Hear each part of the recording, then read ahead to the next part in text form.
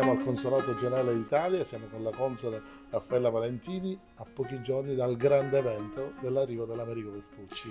E beh, ci siamo, lo abbiamo aspettato, lo abbiamo sognato per tanto tempo e finalmente eccoci qui. Il 2 di luglio l'Americo Vespucci arriva al porto di Los Angeles, l'accoglierò con emozione, con tanta gioia e con tanta soddisfazione. E poi il 3 comincerà il Villaggio Italia e voi sarete uno dei protagonisti di questa splendida avventura. Noi siamo contenti, è nata quasi per caso in questi stessi uffici qualche mese fa, ma i sogni diventano realtà se c'è l'impegno, se c'è la volontà e noi insieme a voi abbiamo fatto questa grande impresa, quindi siamo super contenti. E noi siamo onorati di questo grande incarico, di questa grande bellissima avventura e proprio per questo E ci sta innanzitutto prima un grazie, perché al di là di tutto è partito da una nostra proposta che voi però avete considerato e quindi veramente grazie di cuore. Noi amiamo l'Italia, ma amiamo la Sicilia in particolar modo. Io sono una grande amante